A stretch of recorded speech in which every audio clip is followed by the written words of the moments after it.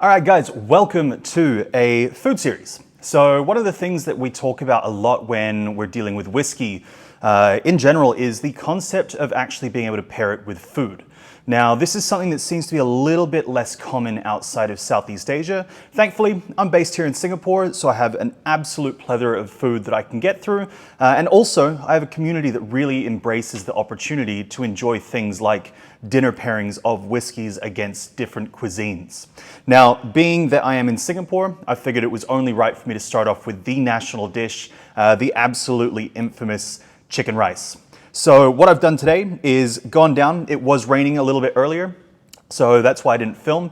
But what we looked at is getting two different styles of the same dish. So when it comes to chicken rice, we do have a steamed version, which you can see just over here. And then also there is a roasted version, which is just on this side. You can tell by the browned skin that's on top there. This is a dish that I was first introduced to back when I lived in Australia. I will point out that this is possibly better. I think coming from a place that has really nailed it and again labeled it as their national dish is when you got to really stand up and put it to the test.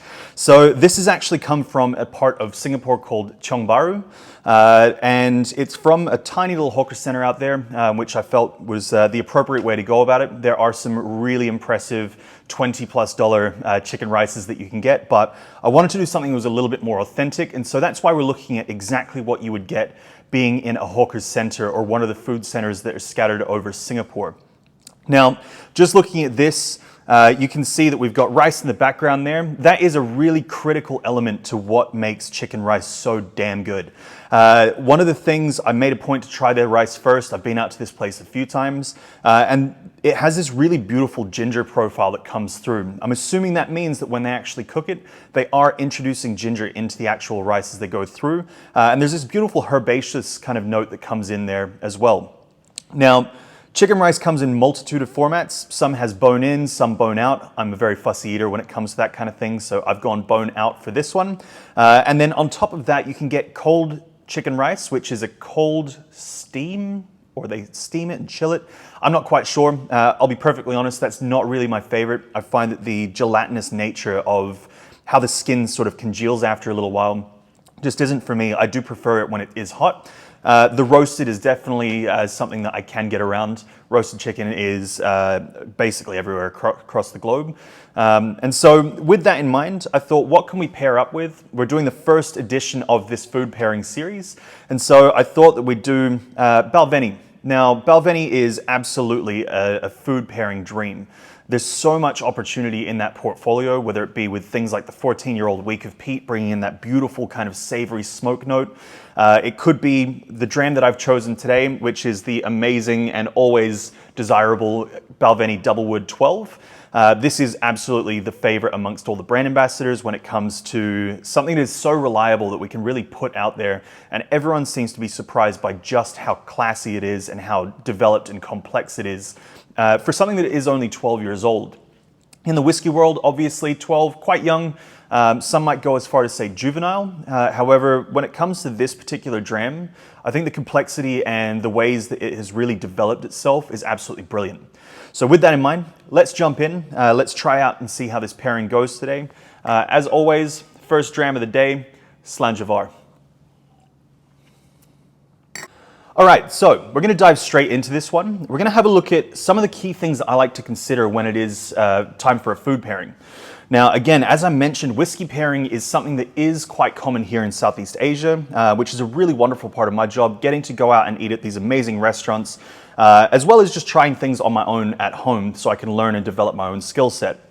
Now, having a look at what we have on the plate here, we've got this roasted chicken skin that's going to deliver this beautiful kind of salty, very savory kind of profile in there, which is going to complement really nicely against the honeyed profile of the Balvenie 12-year-old DoubleWood. Now, that's a really signature profile from Balvenie, and it's something that David himself has actually said is kind of the signature that he bases a lot of his progressions in blending whiskeys together.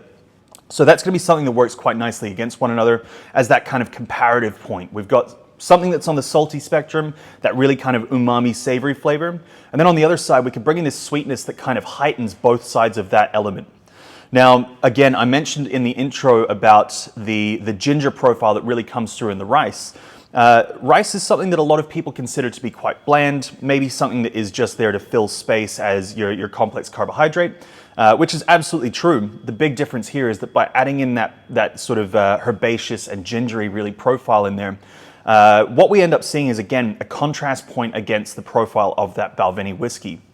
Now, caramelization is something that is often talked about within Balvenie, as well as something that David himself also classifies as delicate fruit notes. Now, delicate fruits is, here's the secret out of the bag, is what the Balvenie brand ambassadors around the world call themselves, just as a little nod to David Stewart and also the profile that we do find in here. So we get these beautiful, light, kind of fragrant notes of these really wonderful kind of fruit profiles, very young, very green, and very fresh. But it's something that lingers in the background. It's not immediately slapping you in the face like what we would see with something like a Glenfiddich 12.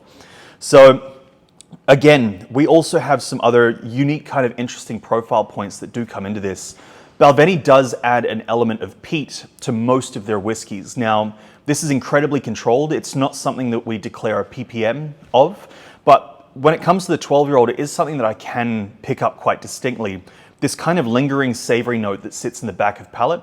And that's exactly what we do find within this particular whiskey, is this kind of wafting savory note that is ghostly in the background without being really sort of forthcoming. It doesn't take away from that beautiful honeyed profile. It doesn't take away from the fruit notes either. All of this kind of blends together really nicely to work in harmony. And again, having that slightly savory note, we move from that contrasting sort of sweet versus salty into something that really moves together with our dish today.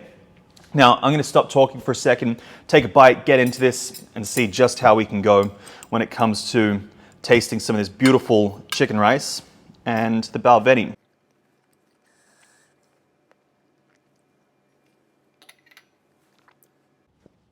Match made in heaven. It really is. That kind of salty note that I was talking about shines through quite nicely, really brings out the fruit profile that I was talking about within that first sort of dram. The first sip that came through, beautiful sweetness. Second sip going in, really again highlights that kind of fruit note. Now, putting something fruity in with a savory dish like this might seem somewhat counterintuitive, but it really does help each other sort of shine. Neither of those, either the dram or the actual chicken rice itself, gets overwhelmed. I dove straight into a bite of the roasted chicken, mostly because it's been staring at me for the last 20 minutes while I've been getting set up. So I was quite excited to actually jump into that one. I'm going to jump back and see what happens when we go into the steamed steamed chicken. So big difference there is that you don't get that kind of roasted profile. We've had the Maillard effect start on the skin of this chicken, whereas it's not crispy. It's still got a little bit of that sort of supple nature to it, but it does have a little bit of a crunch. It's not anything too overwhelming. Jumping over to the steamed chicken rice, we do find there is a lot more gelatinous because the skin of the chicken is still left on. And so as that starts to cool down, all of that fat will start to congeal again. Fattiness in whiskey is always going to be a good time. They kind of counteract each other where you have the acidity sort of effect from the alcohol that's in the whiskey itself, as well as those beautiful sort of sugar notes coming through that bind everything together. Going up against something fatty allows it to really kind of cut through. So we do get to experience the best of both worlds in that kind of spectrum.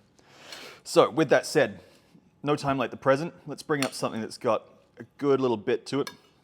In fact, let me pull this one up for the camera here so you can see. Now, it looks a little interesting. You can see how kind of wobbly and jiggly it is. That is all of that chicken skin on the outside. I know some people cut that off because they don't like the fattiness of it, but I'm going to dive right in for the purpose of today, because why not live your best life?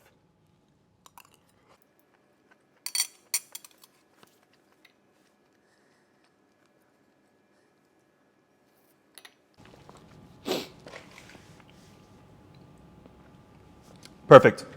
I think that the roasted chicken skin actually works a little bit better in this instance, but again, the fattiness of that steamed chicken really works quite nicely. Brings out a little bit more of that savory note because there is this kind of herbaceous element, again, that sort of shines through. I'm not sure if that's because I put rice and chicken in one, but Overall, I think as a combination, Balvenie 12-year-old DoubleWood mixed with any format of chicken rice is going to be a good time. I wouldn't recommend taking the dram down to the hawker center just to keep yourself out of trouble. But if you're in an area somewhere that you can actually get your hands on something like this, by all means, I highly encourage you to jump down and actually give it a go. Give it a little tip of the cap to Hendrix and throw a bit of cucumber down. With that said, I hope you guys enjoyed. Like and subscribe. Share it with a friend, grab a dram, try it out for yourself. The best part about food pairings is exploration and seeing what works and what doesn't. And overall, I hope you guys enjoyed. See you next week.